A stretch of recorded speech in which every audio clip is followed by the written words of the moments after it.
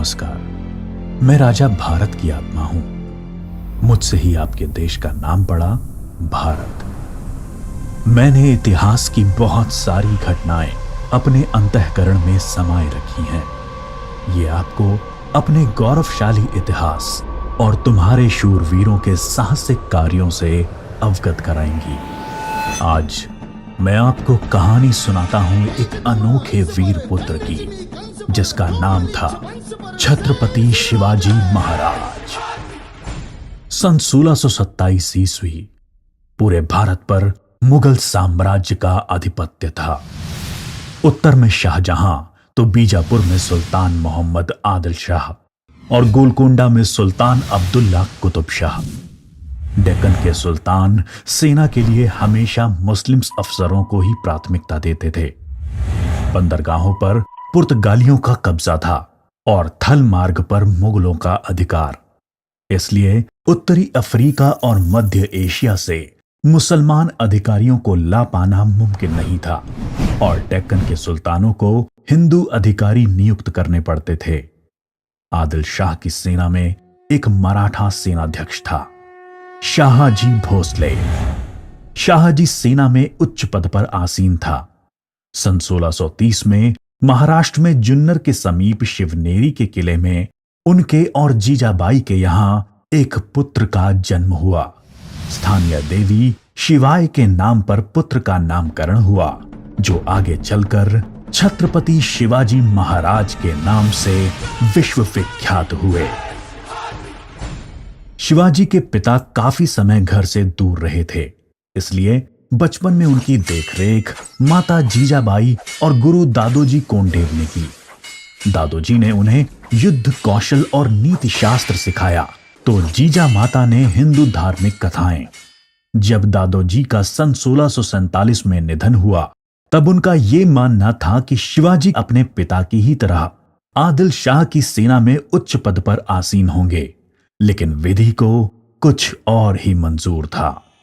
सन 1646 के समय भारत में किसी हिंदू शासक का अपना स्वतंत्र राज्य स्थापित कर पाने के लिए इन तीन परिस्थितियों का पूरा होना जरूरी था। एक, कि वो शक्तिशाली साम्राज्यों के केंद्र से दूर हों, जमीन खेती के लिए अनुपयोगी हो और जंगलों से घिरा हुआ हो, ताकि छापामार युद्ध या गुरिल्ला वॉरफेयर करा जा सके। ये परिस्थितियां 1646 में शिवाजी के लिए अनुकूल बनी, जब उन्होंने स्थानीय किसानों मावली के समर्थन से अपनी सेना का निर्माण किया। शिवाजी को भली भांति याद था कि किसी भी साम्राज्य को स्थापित करने के लिए किलों की क्या महत्व है। इसलिए सिर्फ 15 साल की उम्र में ही उन्होंने आदिल शाही अधिकारियों को रिश्वत देकर तोड़ना, चाकन एवं कोंडना किलों को अपने अधिकार में कर लिया। इसके बाद उन्होंने आबाजी सोमदेव की मदद से थाना, कल्याण और भिवंडी के किलों को मुल्ला अहमद से छीनकर अपने अधिकार में कर लिया।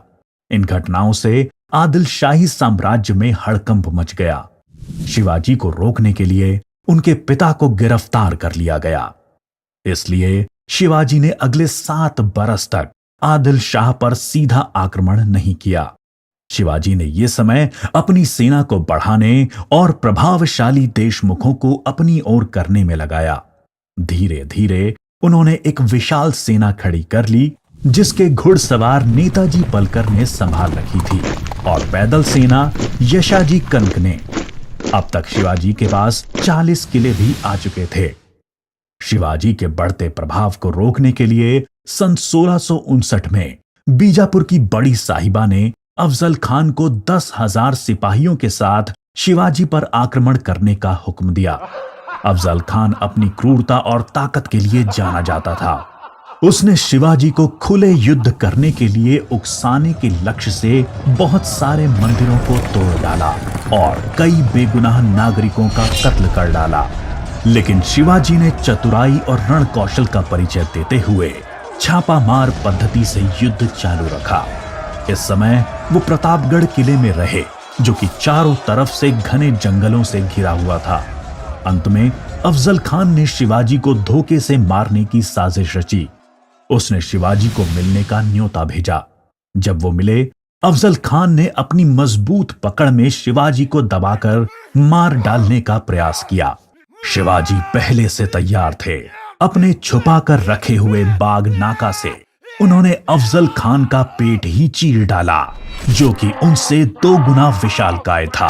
इसके बाद प्रतापगढ़ की लड़ाई में शिवाजी ने अफजल खान की सेना को करारी मात दी। शक्तिशाली अफजल खान की हार से बीजापुर का सुल्तान स्तब्ध रह गया। अब की बार रुस्तम जमान को भेजा गया। 28 दिसंबर 1659 को शिवाजी ने रुस्तम जमान की सेना पर सामने से हमला बोल दिया। साथ ही उनकी सेना की 2 और टुकड़ियों ने दोनों दिशाओं से रुस्तम की फौज पर आक्रमण कर दिया। रुस्तम जमान शर्मिंदाजनक स्थिति में लड़ाई के मैदान से अपनी जान बचाकर भाग गया। सन 1660 में आदिल शाह ने अपने सेनापति सिद्दी जौहर को शिवाजी पर हमला करने के लिए भेजा। शिवाजी पन्हाला किले में थे और सिद्दी जौहर की सेना ने किले को चारों ओर से घेर लिया। शिवाजी ने सिद्दी जौहर को मिलने का न्योता दिया और जब वो मिले, आदिल शाह को संदेश भिजवा दिया कि सिद्दी जौहर उनसे गद्दारी कर रहा है। इससे आदिल शाह और सिद्दी जौहर के बीच लड़ाई छिड़ गई, जिसका फायदा उठाकर शिवाजी एक रात अपने 5000 सिपाहियों के साथ पन्हाला किले से बाहर निकल आए। बाजी प्रभु देशपांडे ने न सिर्फ सिपाहियों के साथ दुश्मन सेना को उलझाए रखा, जिसकी वजह से शिवाजी सकुशल विशालगढ़ पहुंच गए। इस लड़ाई में बाजी प्रभु देशपांडे को अपने प्राणों से हाथ धोना पड़ा। उनको महाराष्ट्र के इतिहास में एक महान योद्धा माना जाता है। इसके बाद बीजापुर की बड़ी बेगम ने औरंगजेब से शिवाजी को पकड़ने के लिए विनती करी। उसने अपने मामा शाइस्ता खान को 1,50,000 सैनिकों के साथ शिवाजी से युद्ध करने भेजा। शाइस्ता खान ने अपनी विशाल सेना के बल पर पुणे पर कब्जा कर लिया और शिवाजी के निवास स्थान लाल महल पे अपना बसेरा डाल दिया। शिवाजी ने चालाकी से अपने 400 सिपाहियों के साथ शादी के बारातियों के वेश में पुणे में प्रवेश कर लिया। रात के समय उन्होंने सीधे शाइस्ता खान के ऊपर खतरनाक हमला बोला। खान ने खाकी से कूदकर अपनी जान बचा ली, पर शिवाजी की तलवार की वार से अपनी 3 उंगलियां गंवा बैठा। उंगली तो गई और इज्जत भी। फिर शिवाजी ने सन 1664 में मुगल व्यवसायी केंद्र सूरत पर आक्रमण करके उसको तहस नहस कर डाला। औरंगजेब आग बबूला होकर 60 वर्षीय राजपूत सेना नायक मिर्जा राजा जय सिंह को अपने 1.5 लाख सैनिकों के साथ शिवाजी से लड़ने के लिए भेजा। इस युद्ध में शिवाजी की हार हुई और उन्हें अपने 23 किले और 4 लाख की मुद्रा हर्जाने के रूप में देनी पड़ी। उन्हें अपने 9 वर्ष के पुत्र संभाजी के साथ आगरा जाना पड़ा। शिवाजी को नियंत्रित रखने के लिए पहले यह तय हुआ कि उन्हें मुगल दरबार में कोई पद दिया जाए, लेकिन औरंगजेब ने उसको बदलकर शिवाजी को घर में कैद करने का आदेश दे दिया। औरंगजेब नहीं जानता था कि यह गलती बहुत महंगी पड़ेगी।